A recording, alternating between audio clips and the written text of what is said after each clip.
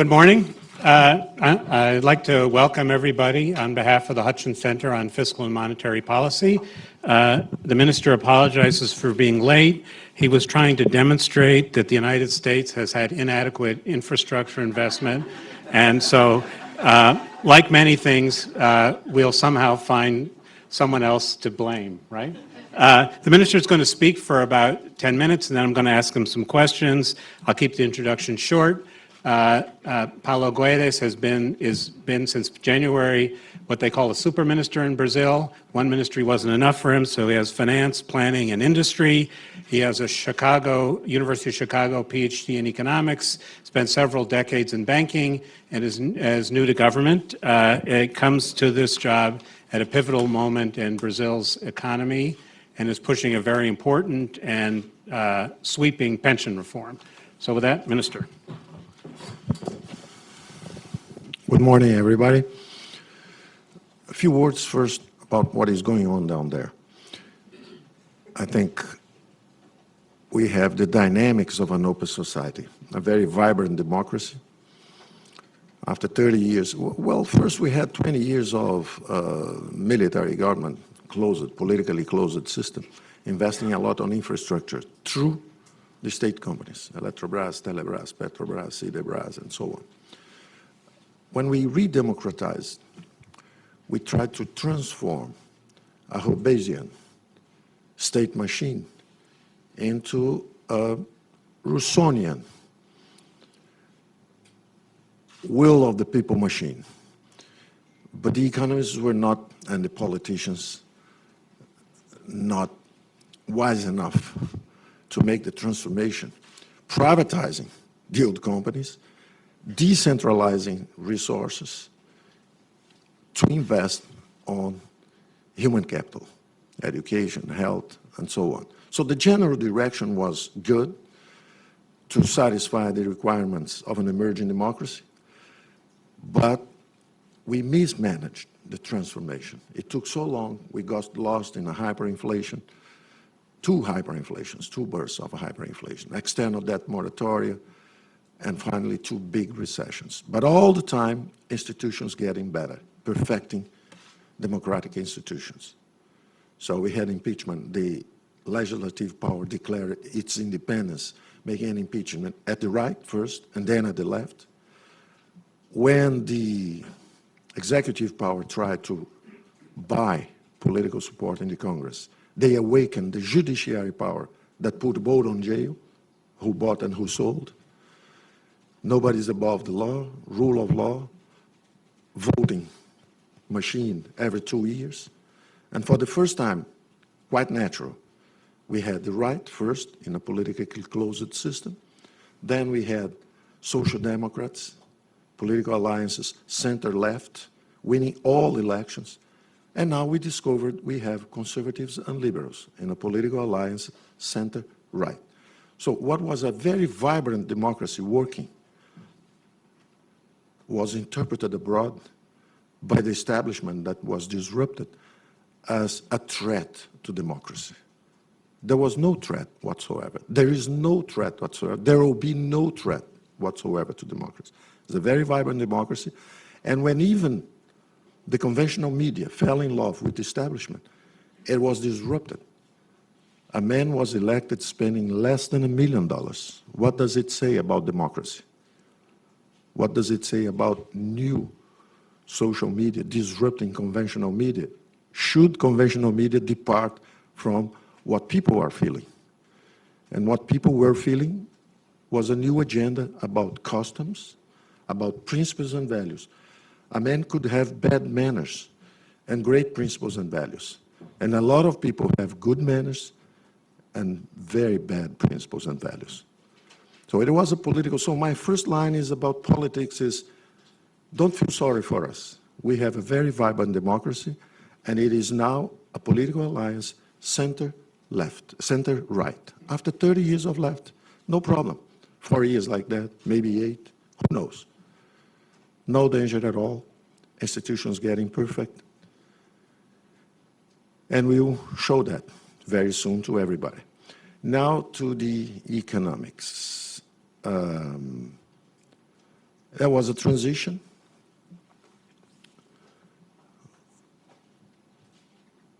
Politically, but economically, what happened in Brazil, and then for the last 4 to 5 decades. So it's not a problem with democracy itself. Even the military, at the end of their regime, they were already feeling the bites of a dirigist economy.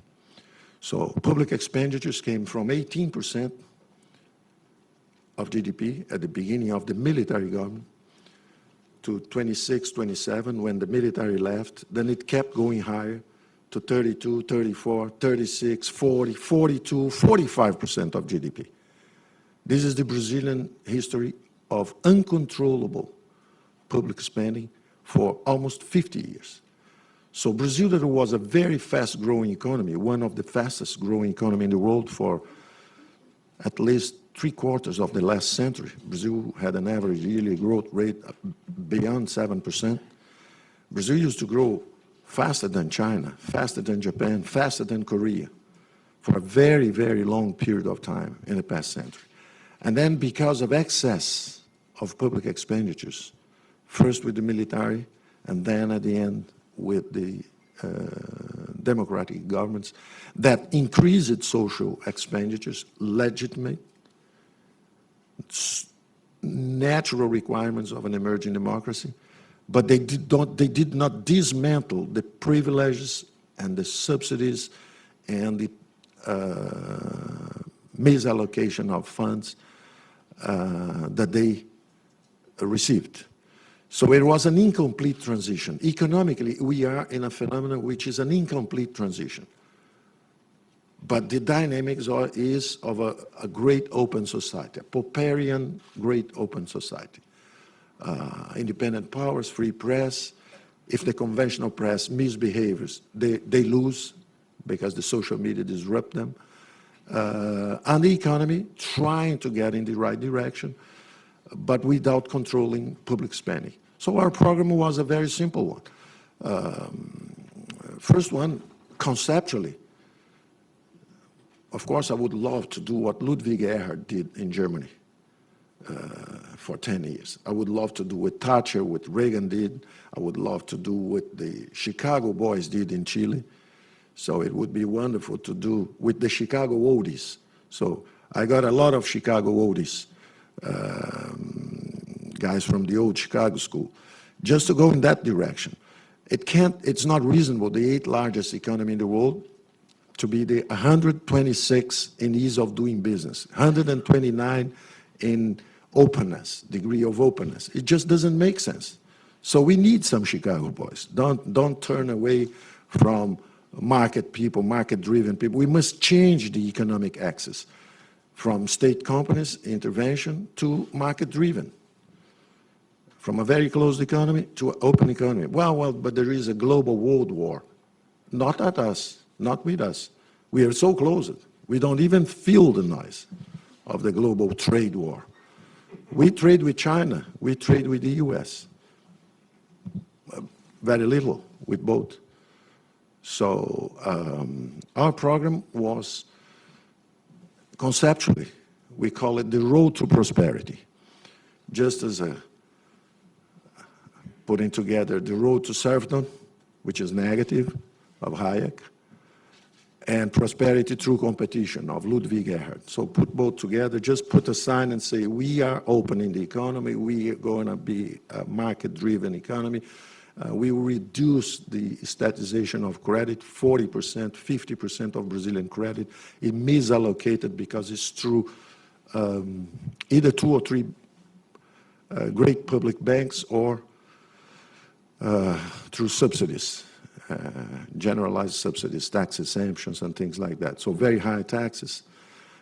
So our program was, number one concern,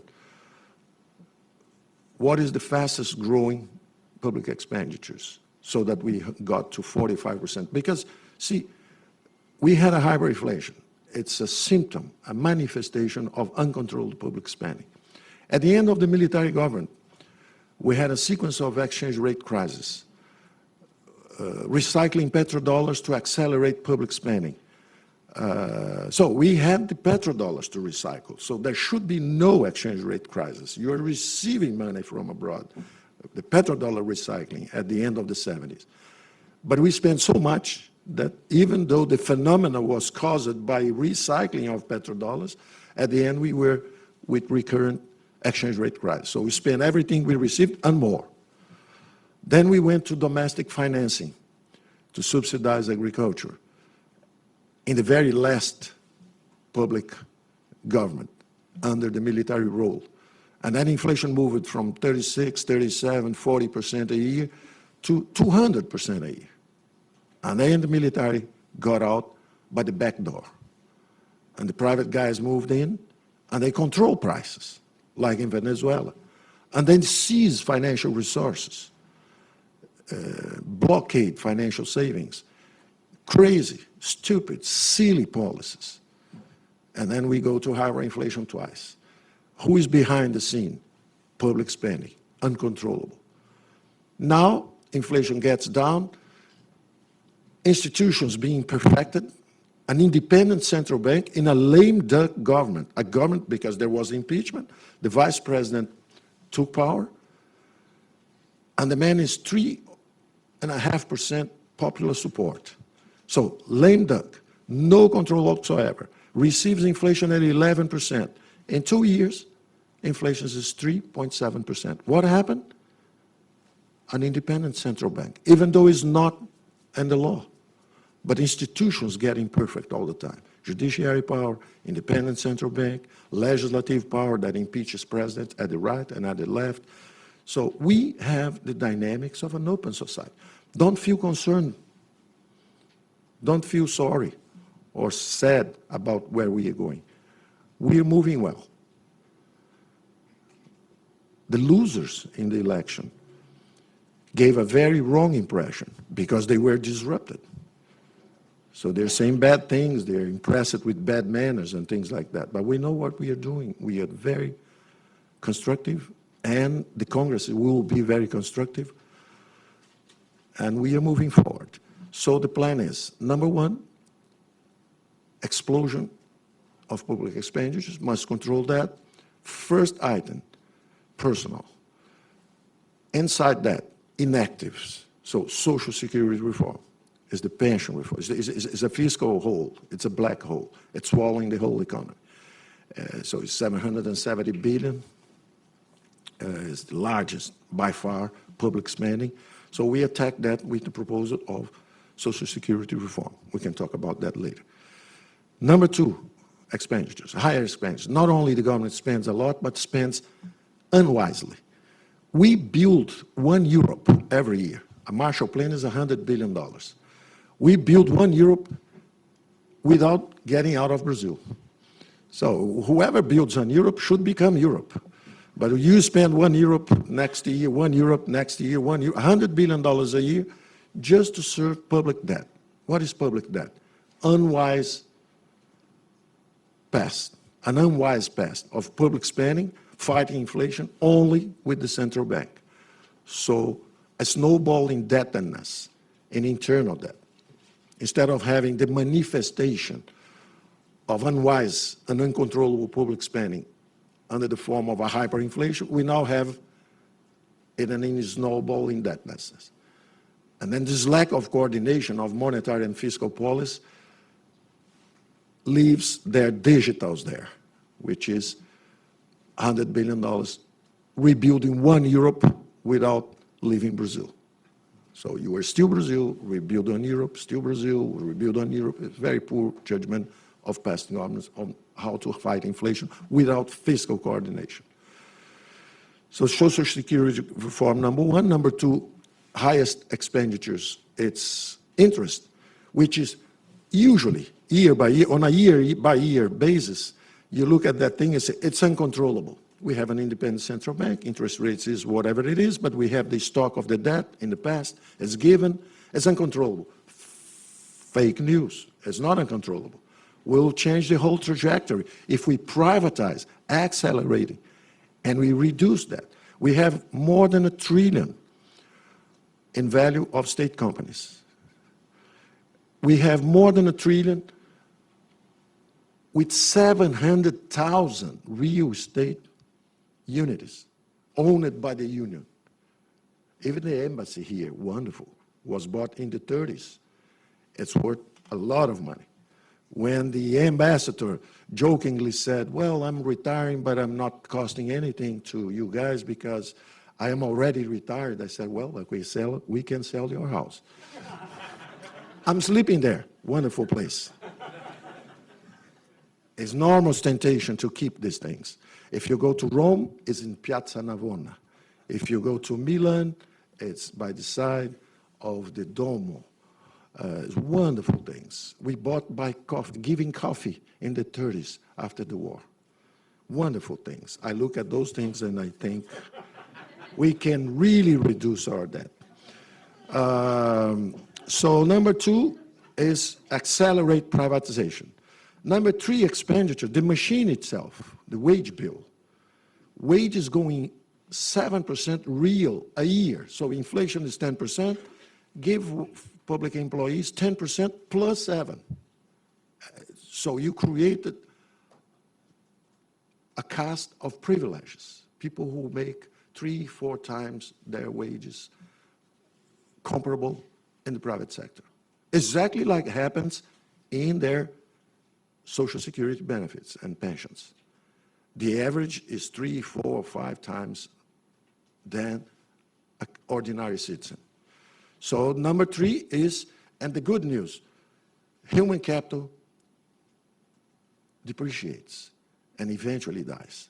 40% will retire. 40 to 50% will retire in the next 4 to 5 years. Great news. We'll not replace them. We'll digitalize, we'll simplify, and we'll cut without hurting anyone. They just retired, and we don't let new admissions and public, they call it exames, concursos, admission tests. So just close the admission tests 1, 2, 3, 4 years. Of course, there will be exceptions here and there, but as a general rule, fix this thing, and then it will deflate naturally. So first one, Social Security. Second one, accelerate privatization to hit the expenditures in interest, to change the balance sheet like a company. Just change the balance sheet, sell some assets, reduce some debt, and change the future trajectory. So it's all about trajectories. Change the path of Social Security, change the path of interest rates payments for the future, change the path of the public sector wage bill. Then reduce tax and simplify taxes. So corporate tax is 35% in Brazil, 34%. Dividends don't pay tax because they've been already charged. So what about if the US changes corporate tax to 20? We should change to 15. Why should someone open in Brazil if could open in the US paying less tax? So we should reduce even more, but then you tax dividends in the other side. Brazil has more than 40 different kinds of taxes in a highly centralized fashion. So what we'll do is exactly to simplify, to collapse 4, 5, 6 taxes in one single federal tax, value-added based, simple thing. With digital controls you have now, things that used to be complex, paper filling and then things like that, it's just digital. You credit yourself, you debit yourself. When you buy something, there's a lot of credits of taxes that came. When you sell it, there's a lot of, there is then a credit to you. You just, one cancels each other, whatever is the value left, you compare with the value-added based tax, and that's it. So we'll be simplifying and reducing tax. Like I said, it doesn't make sense to be the 8th largest economy in the world and being 120-something ease of doing business. So our target is to come from 120 to less than 50 at the end of our government. In 4 years, we have to be one of the 50 best places to have business in the world. We have some other, it's not just the index of ease of doing business. There is 3 or 4 others like competitiveness, innovation, education, so things that we know are quite decisive to be a place to receive investments. Opening the economy, we will not open linearly because we have to simplify taxes and we have to improve investments in infrastructure to reduce the logistic costs in Brazil. I could give you many examples, there's no time. Sit down so I can talk. Okay, so finish.